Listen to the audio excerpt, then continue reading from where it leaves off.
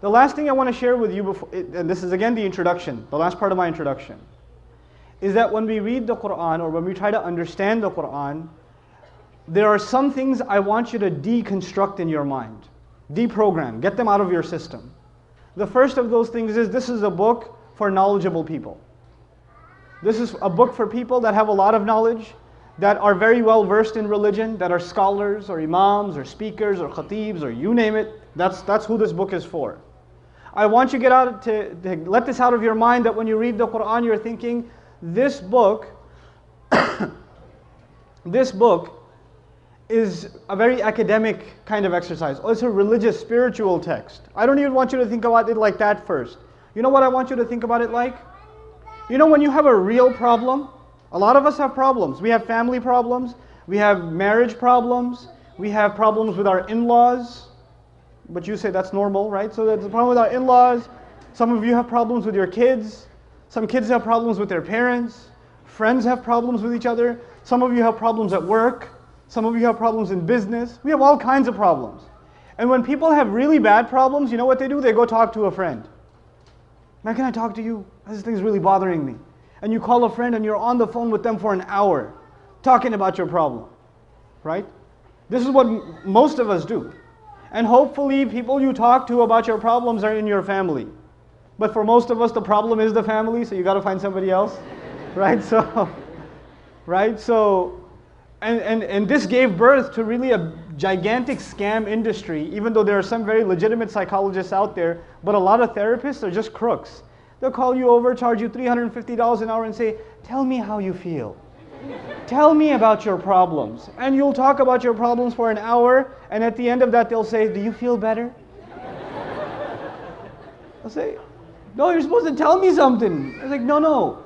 My way of getting you to feel better is to talk about your problems. But you know, when we talk to Allah about our problems, then He gives us counsel. He gives us therapy. He gives us advice.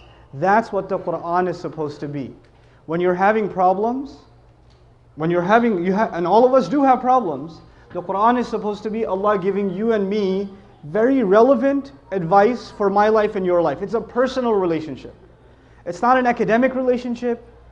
It's not this superficial kind of relationship. First and foremost, it's a personal relationship. And when Allah is giving instructions, even when He's telling stories of the past, you're supposed to not be thinking only about the past. What should you be thinking about? Yourself. I'll give you one example of that and I'll go on. I'll give you a scary example of that. Not only should the Muslim be thinking about himself when he's listening to the Quran says or teaches us that even the kafir, the one who hates the message of the Quran, the one who disbelieves in the message of the Quran, when they listen to the Quran, even they shouldn't be thinking about the past, they should be thinking about themselves. Where did I get this from? I told you 2 surahs mention a lot of stories of previous prophets. Which 2 surahs did I highlight today? Hud and Shu'ara, right? 11 and 26. And Surah Hud once again. Very interesting phenomenon. I was actually sharing this with some brothers this morning. And later this evening at Iftar. Allah decided to destroy the nation of Lut. You know that? Allah decided to destroy the nation of Lut. You know how He decided to destroy them? فَإِذَا جَاءَ أَمْرُنَا جَعَلْنَا عَالِيَهَا سَافِلَهَا. When our decision came, we decided to make their high points their low points. You know what that means? Their buildings were very high. And Allah said some kind of earthquake, tornado, hurricane, whatever He sent, but those buildings started caving in. The roofs, the ceilings started collapsing. And the buildings are falling apart because of these earthquakes that are coming on this nation. You know what happens when earthquakes happen, right? What are you supposed to do in an earthquake? You're supposed to get out of the building. Especially if it's a minor earthquake, stand underneath the doorways, right? Stand underneath the strong construction. But if it's a major earthquake, get out of the building, be outside.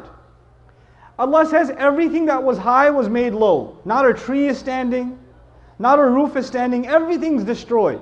When everything's destroyed, many people get crushed. But the people who didn't get crushed, where are they now?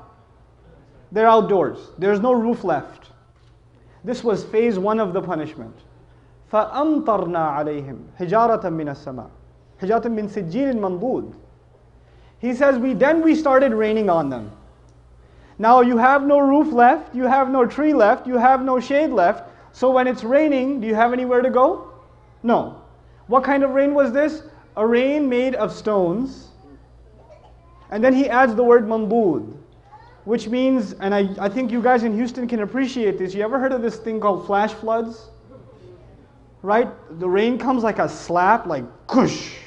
And then you say, okay, it's done. And then 2 seconds later, another slap, like gush. Like it falls like a bucket fulls in one shot instead of light drizzles. Allah says the stones would come from the sky, one big smack.